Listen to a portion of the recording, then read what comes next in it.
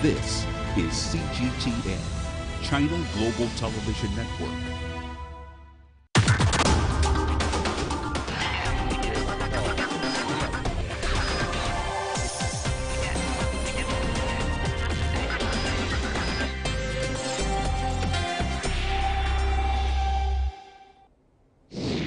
At the opening of the National People's Congress, Chinese Premier Li Keqiang has once again made the mainland's stand on Taiwan independence clear. 绝不允许任何人以任何形式、任何名义把台湾从祖国分裂出去。 How will the mainland's stance affect current cross-strait relations? Since the DPP took office last year, cross-strait relations have become more strained. What are the greatest challenges they're now facing? Suggestions about removing Chiang Kai-shek's presence from Taiwanese society and moving Chiang Kai-shek and Chiang Ching-kuo's coffins to the mainland have been debated for a long time. What are the concerns and what would be the implications? In his phone call with President Xi Jinping, Donald Trump reaffirmed the US's commitment to the One China policy, putting Tsai Ing-wen into an awkward position. What role will the US play in cross-strait relations in the Trump era? Chinese Premier Li Keqiang delivered a stern warning against Taiwan independence in the report on the work of the government at the opening of the National People's Congress. As the newly elected Taiwan leader, Tsai Ing-wen refused to accept the 1992 consensus on the One China principle, Premier Li said that China, the mainland, would have a zero tolerance for separating Taiwan from the mainland. Meanwhile, in Taiwan, the idea of removing the late KMT leader Chiang Kai-shek's presence from public society has been raised once again to eliminate the Chinese influence from the island, and the prospect of moving Chiang Kai-shek and his son and successor Chiang Ching-kuo's coffins to the mainland mentioned again. Issues about Taiwan, past and present, will cross-strait tensions escalate to hostilities?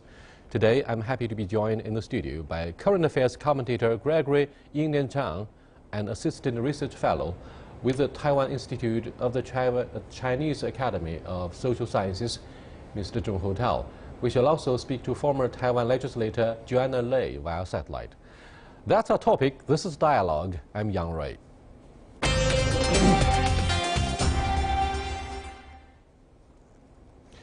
Gregory, do you think Premier Li Keqiang's emphasis on the issue of Taiwan is different from the previous policy options of the mainland? I do not see much difference because this has been the principle upheld by mainland China throughout decades. That is, both sides accept 1992 consensus. There's only one China. So this time, I do not see any particular signal to indicate this is an emphasized statement. I think it's just a routine and unchangeable principle govern the interaction between across Taiwan Straits. But do you think the background against which the report was delivered is very different from, for example, when Ma Ying-jeou was leader of Taiwan, and therefore we could clearly feel the tone of Premier Li Keqiang pretty tough, very stern warning? Do you think this is the case? Yes, I totally agree with you. Please pay attention to one word that is contained in Chinese, 遏制. This is the first time for this word to appear in the government work report. In the past, we just said we oppose Taiwan independence, but this time, Premier Li Keqiang said we oppose and contain Taiwan independence. So you could see we become much tougher, much stronger in tone for Taiwan independence. That means we do not only oppose the Taiwan independence, the fact or the rule, but we oppose any kind of Taiwan independence. But I'm afraid the policy of containment is a vintage product of the Cold War. It means systematic measures would be taken to make sure that nothing like a secession from the mainland would ever take place. But what kind of measures are likely to be rolled out? On mainland China side? Yeah. I think under the circumstances, it is essential, I think, for the Chinese government to have a good balance. Because even though DPP has taken charge of Taiwan administration, that's not at the end of the world. We have to look at the issue optimistically to say that what can mainland China do on this side to continue all exchanges, maintain the channels open for party-to-party discussions and also people-to-people exchange programs, and pressure Taiwan, let Tsai Ing-wen know without any mistake that one China principle cannot be shaked. Yeah, President Bush President Bush Sr. was often quoted as saying, "Read my lips."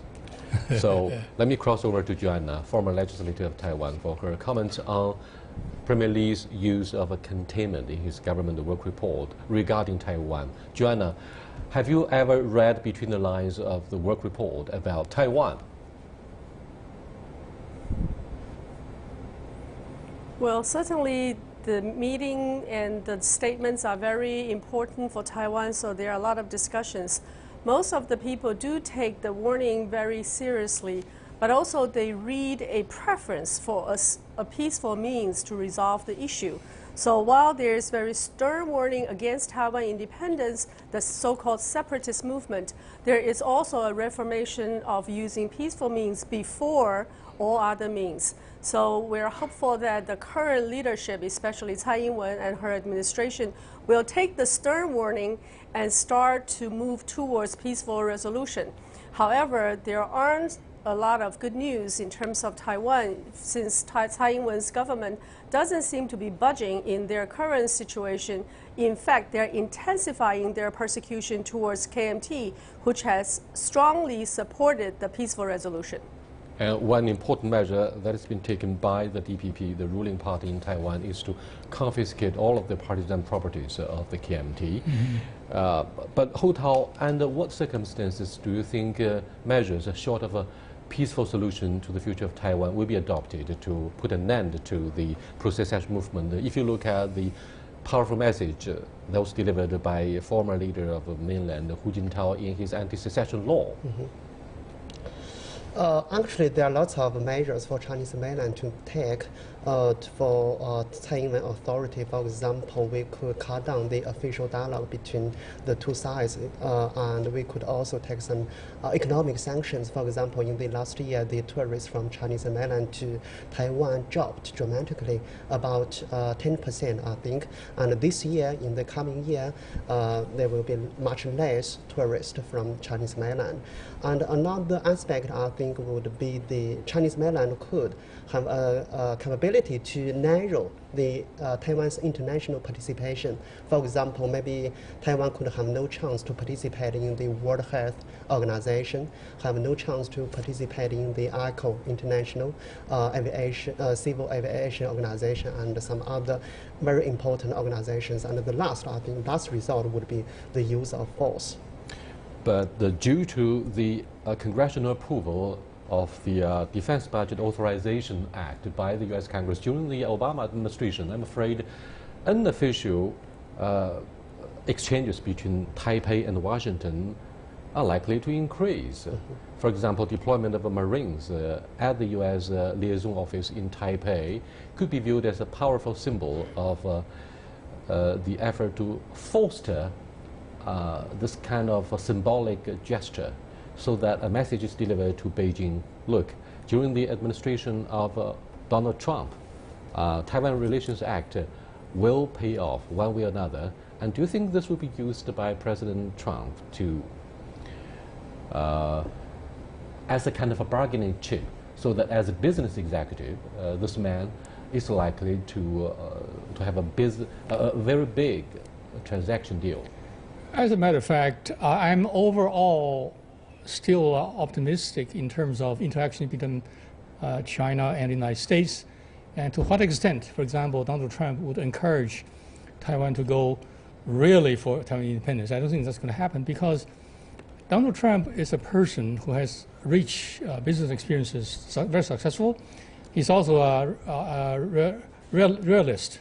He's not going to sacrifice the United States national interests to back up Taiwan's independence, to offend China, because nowadays, as you know, there are many things can only be done jointly by China and the United States. Therefore, taking everything into total consideration, Donald Trump has already softened up his punches.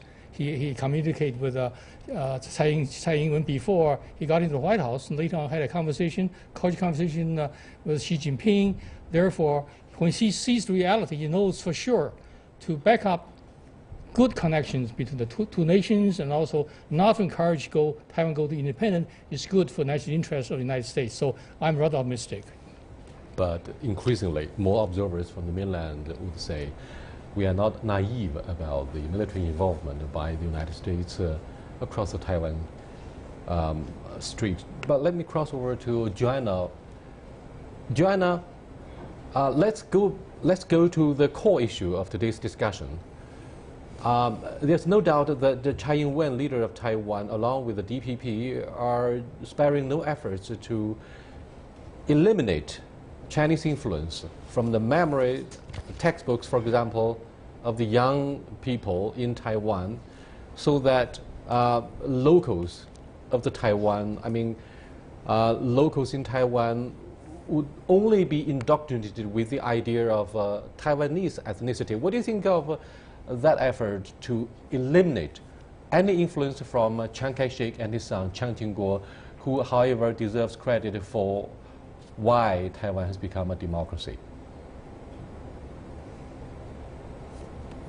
Well, Yang Rui, I think you picked the right word to describe this whole overall movement or campaign.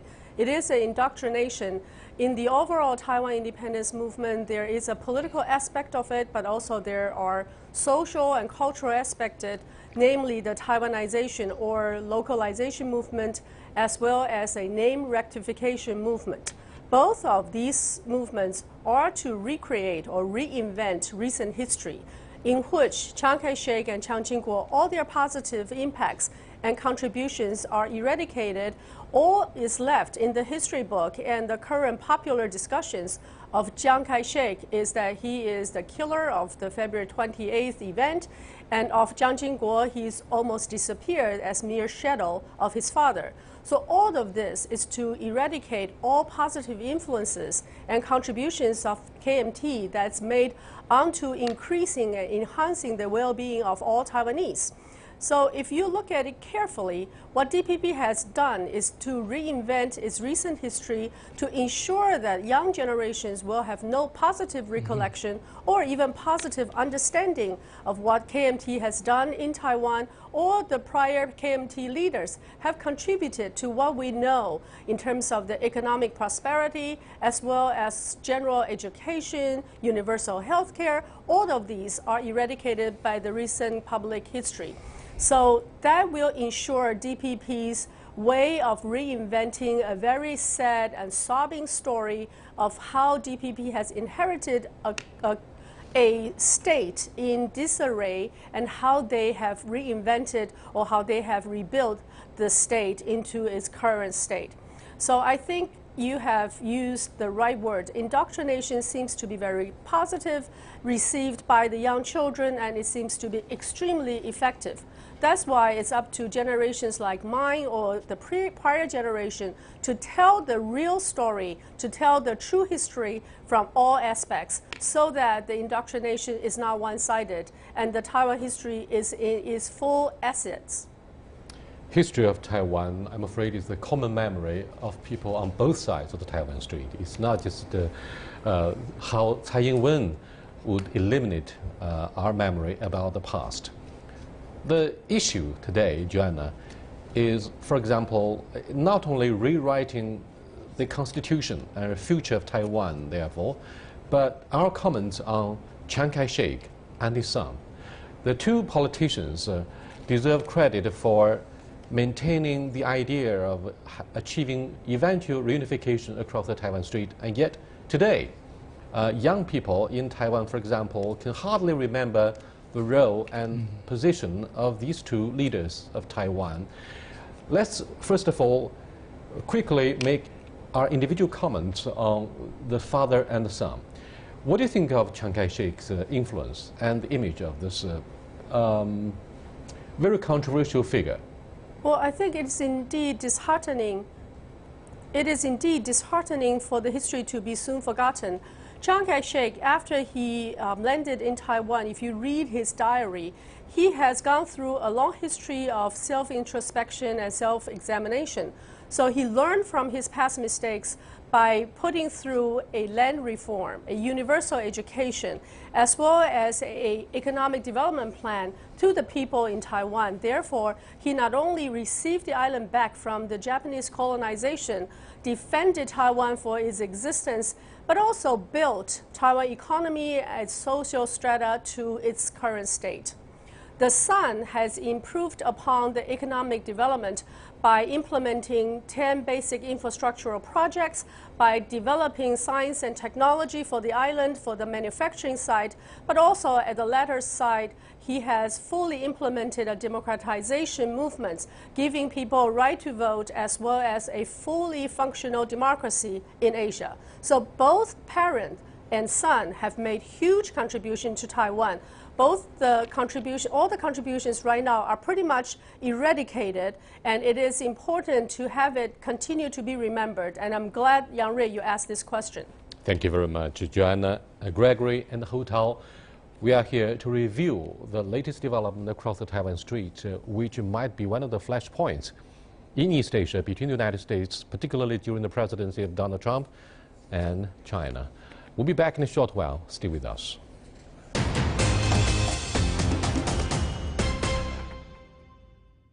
CGTN shows you more, providing a fresh global voice you can trust. And a different look at the world you won't find anywhere else. We offer unparalleled coverage of Asia, Africa, and Latin America. We present diverse perspectives on news and newsmakers from around the world. We want to engage our viewers with stories that represent the complete picture. We want to share with you ideas that matter to us all. The stories, the people, the issues. A new and balanced perspective. CGTN. See the difference.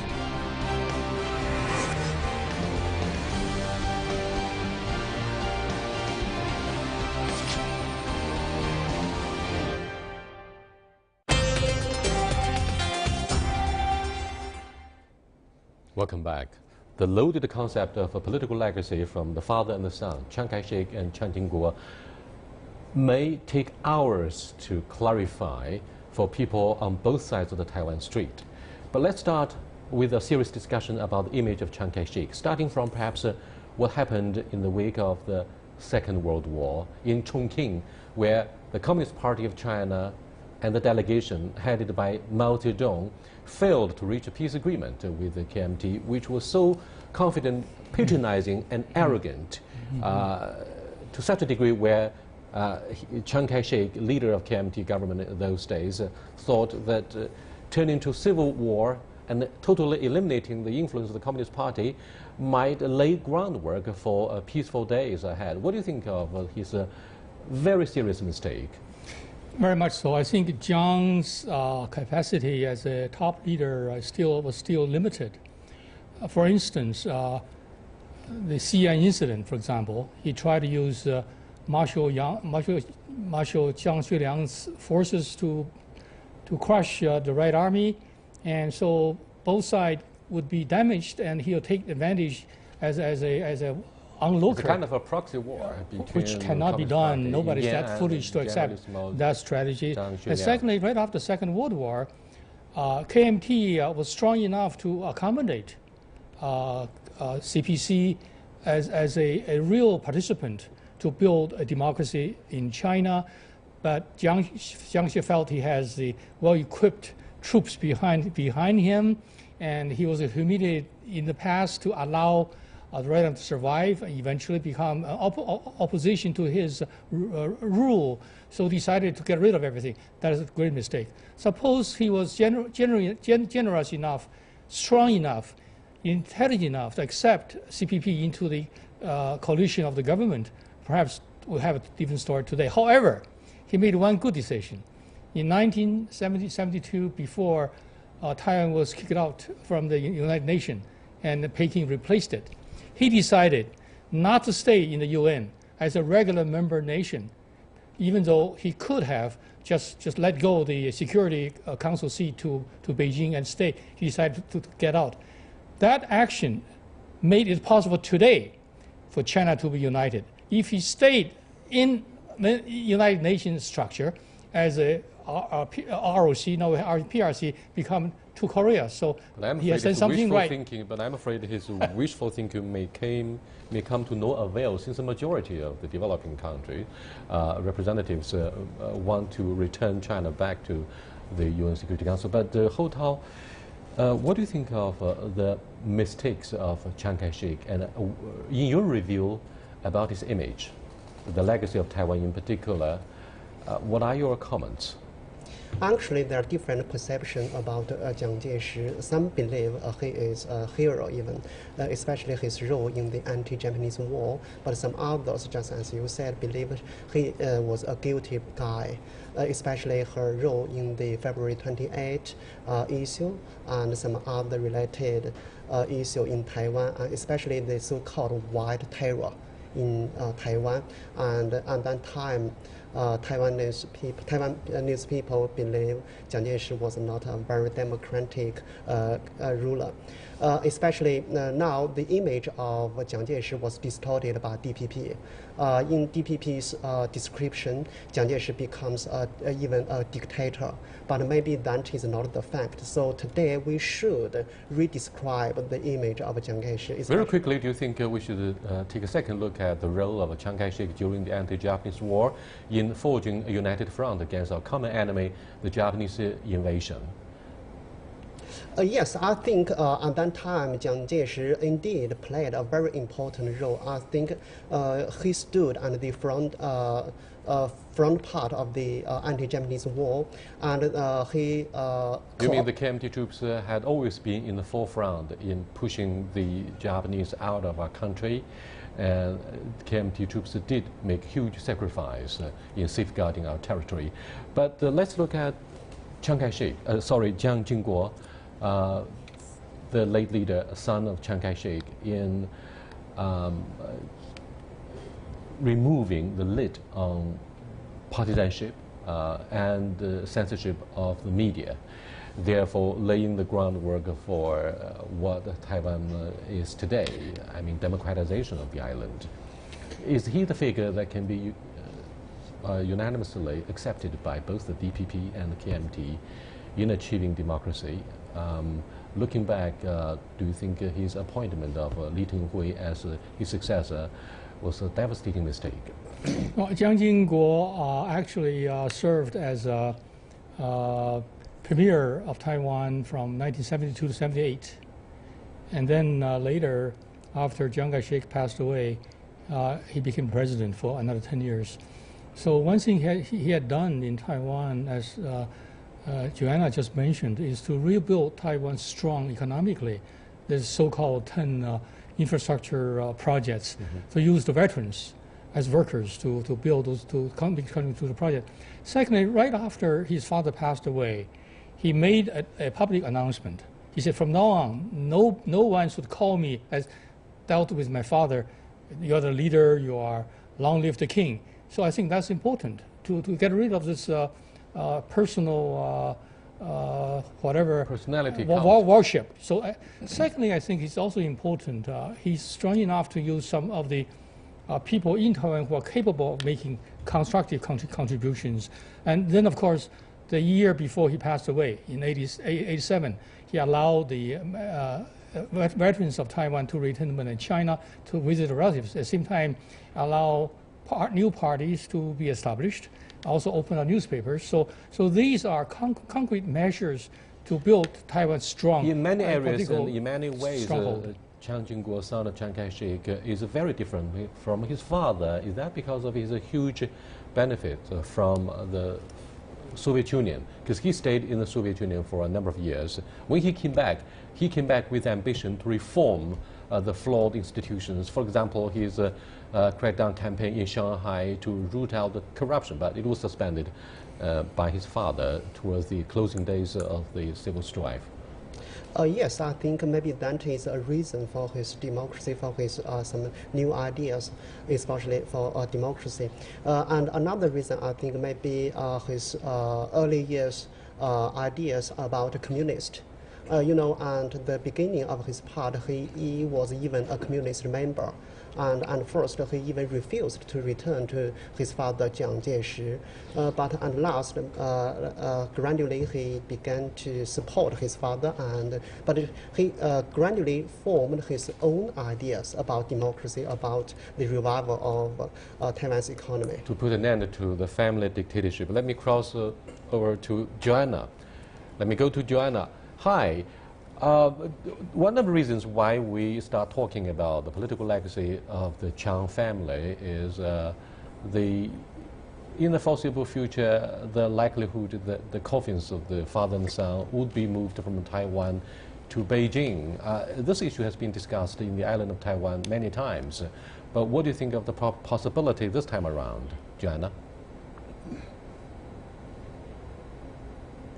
Well, certainly from the Taiwan perspective, the Jiang father and son have hoped to repatriate to their homeland and not Beijing. In many ways, they have maintained that option so that one day they will go back to their homeland as all Chinese wanted to do, 落叶归根. In the recent discussion, I believe that Wang Feng has made that motion saying that since they are now being humiliated and also not being respected by the current DPP government, why not let them fulfill their wishes, or why not let their families take their remains and back to where they came from? I think Wang Feng made a suggestion as a very sad gesture. Wang Feng certainly understands how much they have contributed to the well-being of the people here in Taiwan. But as they are not being treated fairly, in fact, they are not even being treated humanely, then the option might be just to leave and not be subject to such cruel humiliation. I do believe that most Taiwanese are kinder than the current DPP regime. If you ask people their approval rating, the favorability of all past leaders in Taiwan, Jiang Jingguo continued to rank #1 among the people. It is only the political leaders, and especially the current regime, using them as cheap ways to gain their political power and enhance their fight against KMT, that they decided to depict them as terrible dictator and people who only made negative impacts on Taiwan. I believe Taiwanese are kinder than that, and I certainly hope Wang Feng's suggestion, although it's very disheartening and very saddened, it's not a mean of the last result. If they were to move, it is because they wanted to move and not because they are kicked out of Taiwan. And I do believe Taiwanese will not kick them out. We understand that this is as one of the measures to be taken by the DPP to eliminate Chinese influence from the island of Taiwan.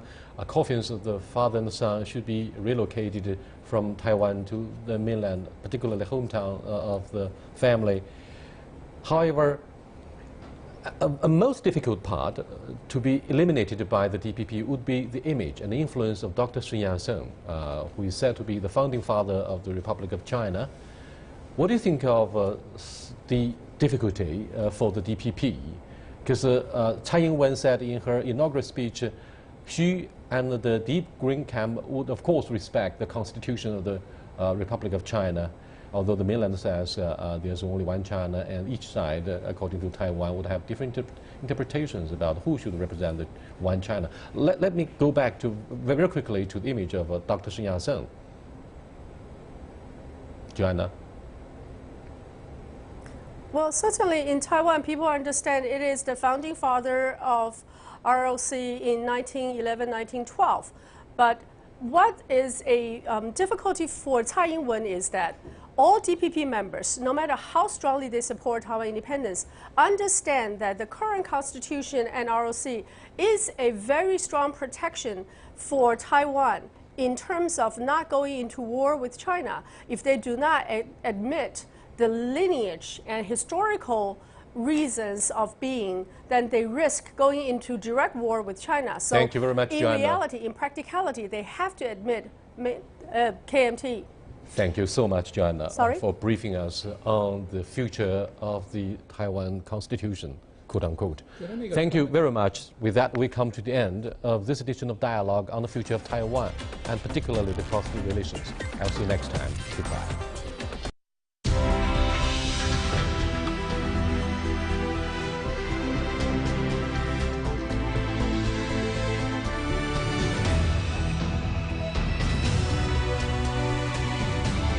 This is CGTN, China Global Television Network.